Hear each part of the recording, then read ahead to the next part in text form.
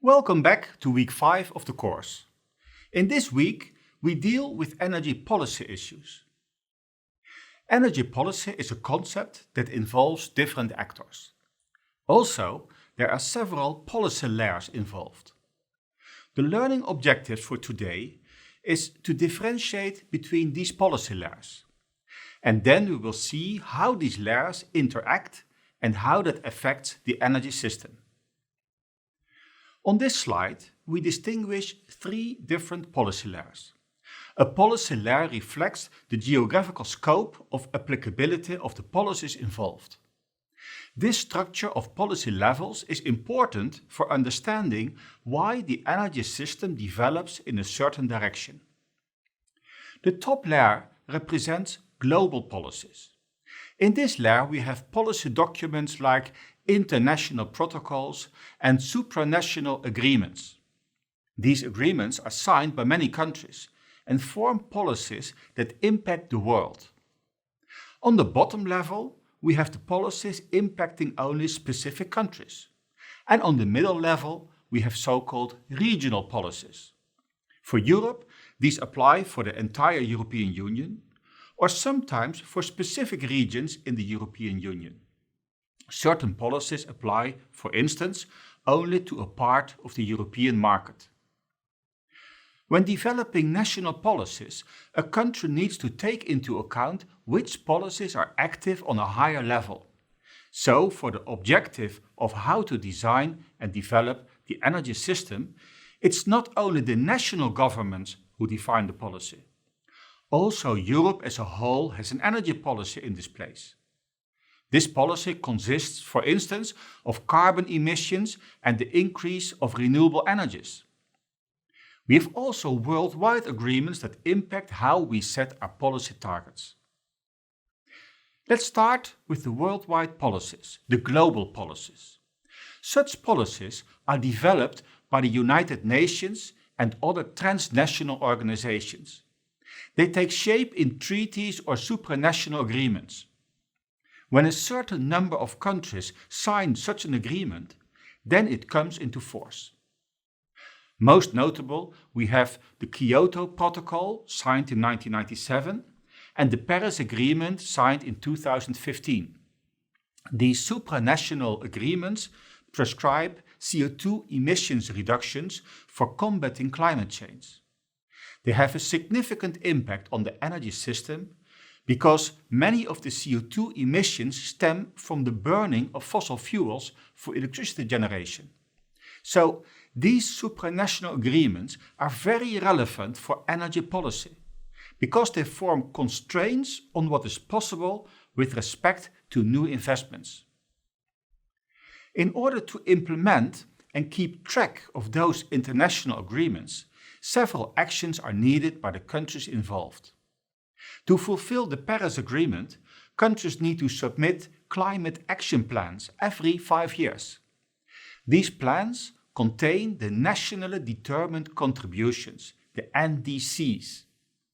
Furthermore, to keep track of the progress, we have the Intergovernmental Panel on Climate Change, the IPCC, which is the United Nations body for assessing the science related to climate change.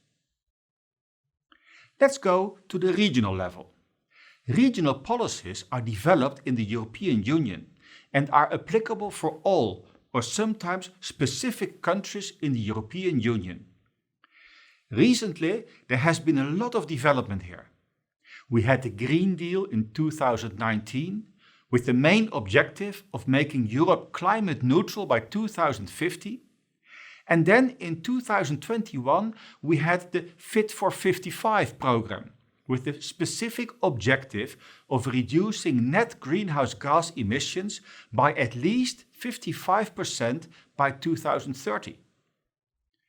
To implement these regional policies, the European Union has developed a set of instruments.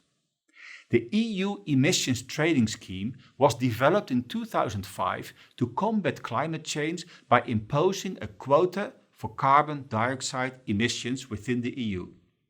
These emissions are then traded in the European Union, the emissions trading system. There's also European climate law, which makes reducing emissions with 55% by 2030 legally binding to European countries. Finally, we have the national level. There are national policies in place in each country.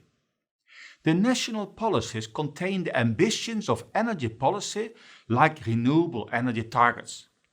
It is worth mentioning that the general focus or objectives of energy policy are reliability, sustainability, and affordability.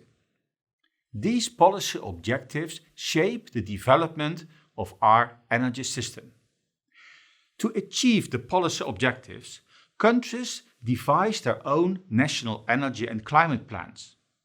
An example is the German energy transition, or the Energiewende. Such plans differ from country to country.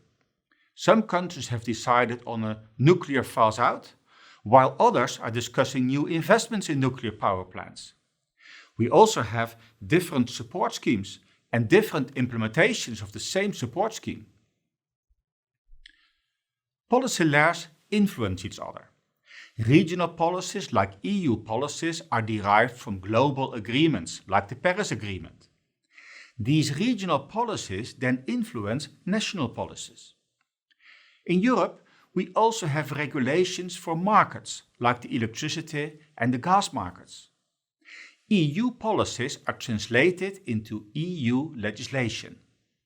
These are then translated into national regulations and implementations on the lower level to set details like the tariffs, for instance. The energy transition is an example of a policy objective. The energy transition implies that we need to change not only the energy system itself, but also the economic incentives for players in the markets and consumers. As an example, by changing from petrol cars to electric cars, we need to change the energy infrastructure by constructing charging points. Furthermore, we need to provide incentives for consumers to shift to electric cars. And then we also need to change certain behavioral aspects of how mobility is used. It is clear that the entire system needs social transformation. There are several paths to achieve policy goals. It depends on the country and on the present energy mix in the country. The geographical component plays a role as the potential of renewables is different from one location to the other. The choices made by national governments in the past also provide constraints how to move forward. For example, if a country already invested a lot in nuclear energy, like France, it will not be easy to phase them out. That is why the development is path dependent.